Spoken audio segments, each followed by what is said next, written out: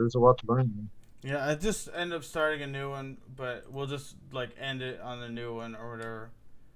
Okay. Okay. I don't know why it just completely died on Hey, me. well, this shows that only God can process information perfectly. Dude, we're back up. Yeah, yeah, but back up on the same one. Yeah. No, we're not. Yeah, we're Never not. We're mind. on a new stream,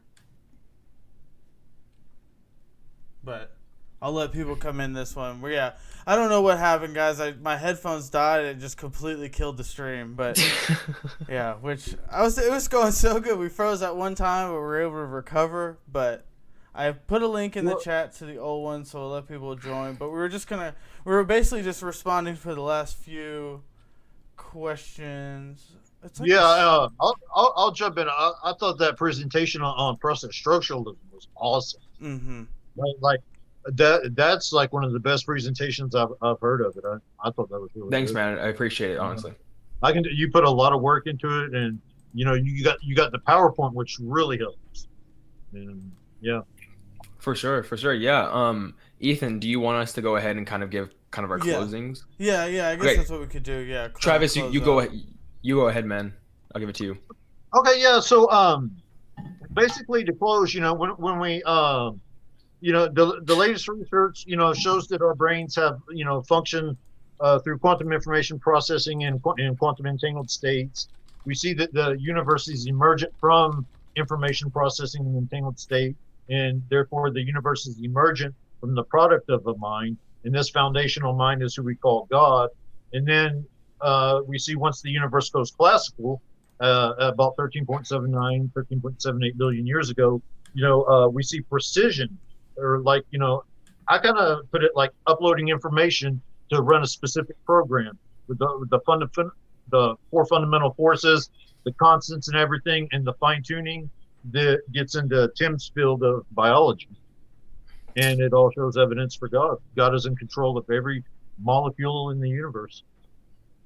Yeah, honestly, okay, that's such a good segue into my part. Yeah, let me just share my screen here again. Okay, let me Um, put it up there once I see it.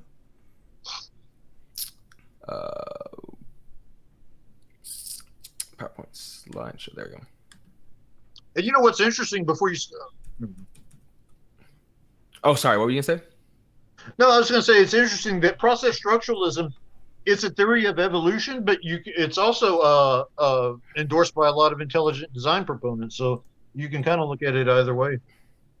Yeah, and it's actually really good because I actually saw a comment that asked actually what's the difference between what I'm presenting versus intelligent design. And the key difference here is you could say that this is a theory of this is a position, a view of intelligent design, but not intelligent design TM like Discovery Institute intelligent design. Right. I still hold to evolution and all of its aspects, biological evolution. I think we all do. And I think that evolution is an enabling process, and what has unfolded throughout history is in accordance with underlying teleological processes. So I don't need an input of information from an outside source to get anything interesting to happen. So to close out, I talked about how first, to even get life, you need to start with the fine-tuned physical parameters, and that leads into from those fine-tuned on the backs of those fine-tuned physical parameters, we have the physical determinants of living systems in biological form. Basically, there are laws of the universe that are responsible for the different various form structures and the actualizations of morphologies we see in evolution and development. And then I talked about the natural genetic engineering functions, which are inherent functions that cells have to bring about genetic variability, maintenance of genomes, stability, and the architect their genomes, and to bring about direction-based change. So teleology even at the cellular level and what cells do. Then I talked about the non-randomness in evolution, how what happens in evolution isn't random, but rather it's a harnessing of stochasticity, rather than it being completely stochastic itself. And then I said that the philosophical considerations of that and the implications of that is that if this is all in the backs of natural laws, why are the laws the way that they are? Laws describe the way that the universe behaves. So then you ask the question, why does the universe behave such a way? And it makes the most sense if you start with a hypothesis of a foundational mind versus a hypothesis that includes a mindless foundation. A foundational mind, given this data, is more internally likely and is not low, and contrast with compared to a hypothesis in which posits a mindless foundation. That one is low. So that's what I would say. And so the best and most coherent explanation is that there's a foundational mind behind these sets of facts I presented that we see in the universe. Right, and you could say that intentional states are the product of mind. This exhibits an intentional state, therefore it's the product of a mind. For sure. Well, awesome. Yeah, I think that we covered so much. This was really good. We got some good questions in the chat. We covered a ton.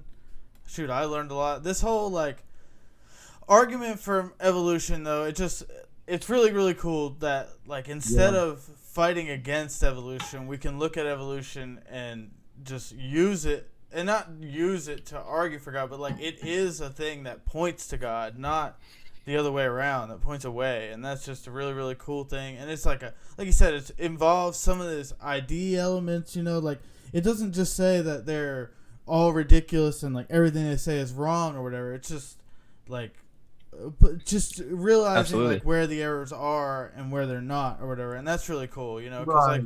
it's because obviously kinda these like correct- people like Discovery Institute or whatever, they're not a bunch of idiots over there, you know what I mean? And that's not at all what we're saying, but we think it's obviously we see this evidence for evolution and it's hard to go against it. And I think what you're showing is it all plays into each other, and we can look at it here. And I know the extended synthesis book you've told me about a lot and stuff, and that's a good one for people to check out and stuff. And there's a ton of, like I said, we put some links in the chat. If you want to shoot me some more, even Tim, I can put. Yeah, I was gonna more shoot stuff you in the papers I was using the information from, so that you can put those in the chat. Well, I was gonna say about the.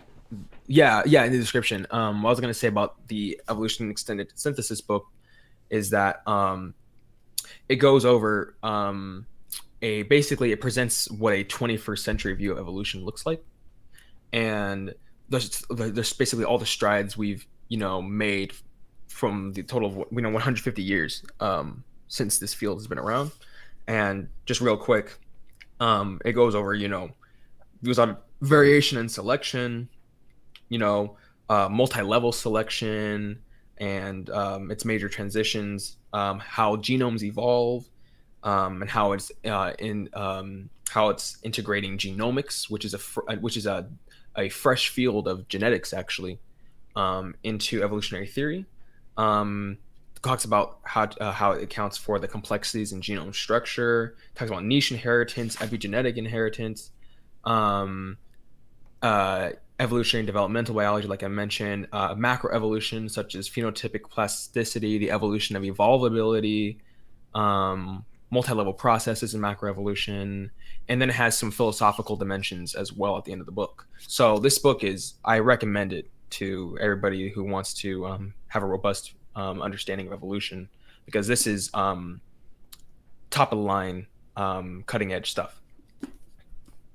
Nice. Definitely. Nice. Yeah. So I guess with that, I mean, if there's nothing else you guys have, I think we really, like I said, we covered a ton.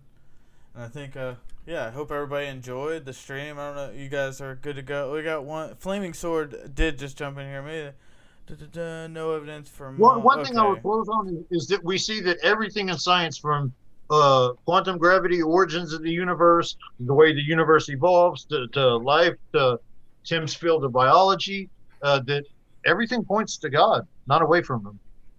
So I think it's kind of good to break down that misconception people have. Yeah, that last comment just opened up a jar. I know, that's what I was saying. You should have asked that comment at the beginning of the stream. Yeah, we're definitely not avoiding answering that question. No, we're just like, no. this is after about an hour and a half of streaming or whatever. It's pretty hard to like go into evidence for macroevolution at this point. But we would be more than happy. Yeah, like Tim has some videos, and I mean, there's plenty of stuff out there, obviously, and we'd be more than happy to.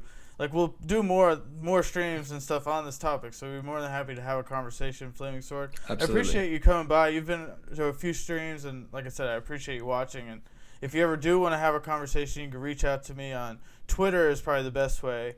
I think my DMs are open or whatever, so shoot me a DM on there if you ever want to come on the stream or whatnot. Anybody else that's watching this, I'd love to basically have a conversation with anybody. So if you're interested, let me know. And if you enjoyed, please like the video, subscribe to the channel, and with that, we're going to sign off, and God bless everybody. Hope you enjoyed the stream. All right.